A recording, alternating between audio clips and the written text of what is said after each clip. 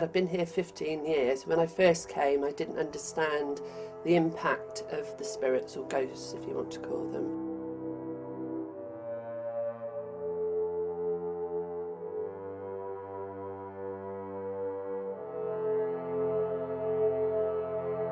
They never actually frightened me, so I always used to talk to them and say, you know, I'll leave you, okay, you leave me, but don't frighten the customers, as we lost quite a few customers because of their experiences.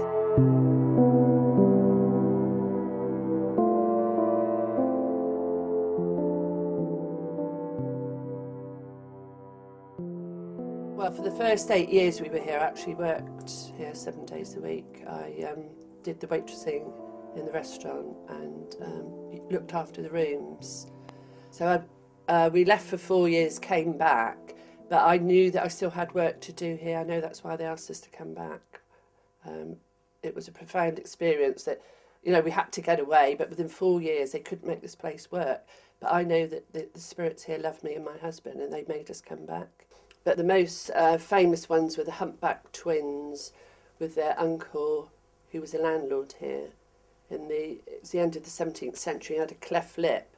So through him being humiliated by this, he wouldn't allow the humpback twins to come out to be shown. So he chained them upstairs in the top room here till they were, I think they were about 8 when they died, and they're meant to be buried under our larder in the back here. But many of the landladies I've inquired about said they could hear children playing in the yard here. So I believe they're quite happy. We tried to send them over, but they didn't want to go.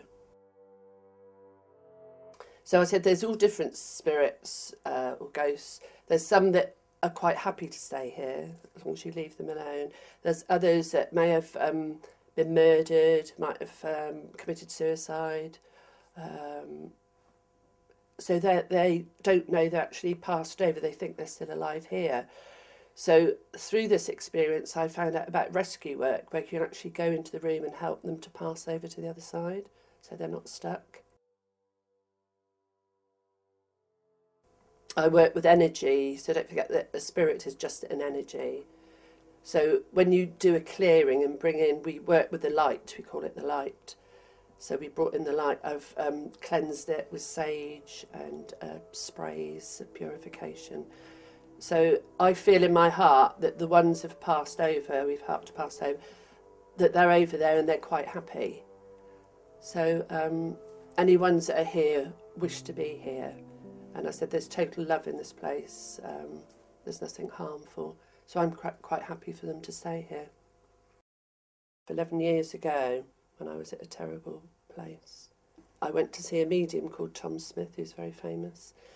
And at the end, he said, what will you do? Because we were coming out the pub, and I said, I've got no idea. I'm just in a terrible place. And he said, go and learn Reiki. It will help you.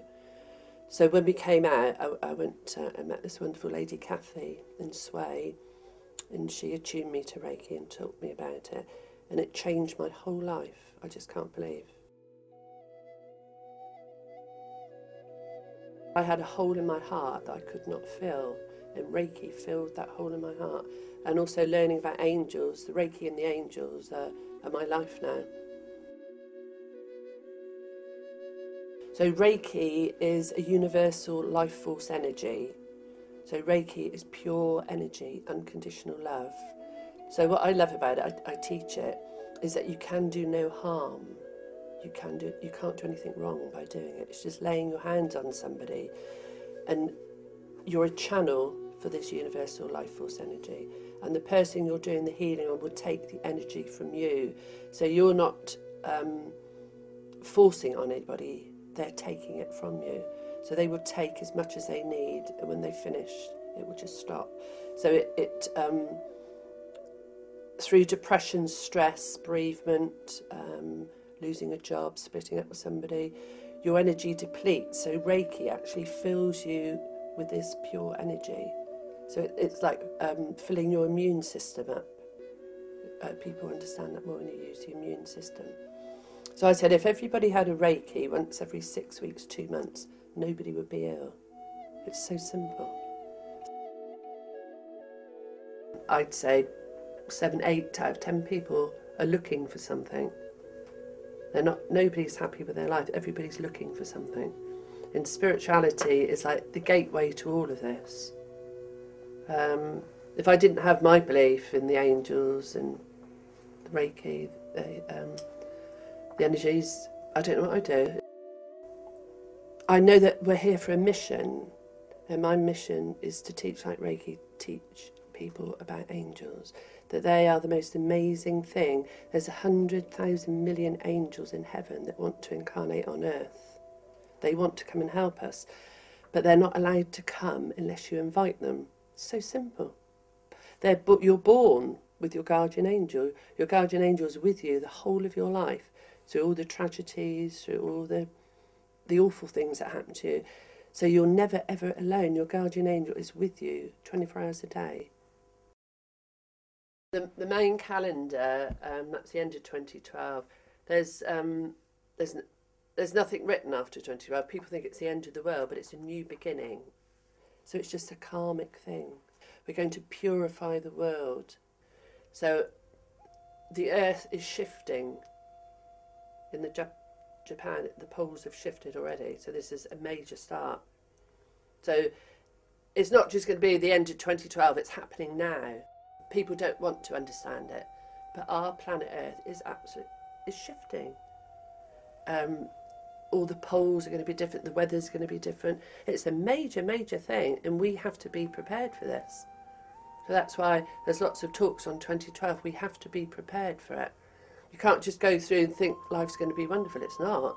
There's major, major changes, and we've got to change it. We've got to love our planet Earth. We call it Mother Earth. We're destroying her. We're polluting the water, the air, cutting all the trees down in the rainforests, killing all the animals. No, it's awful what we're doing. You've got to honour Mother Earth. Think about what we eat. Grow your own fruit and veg.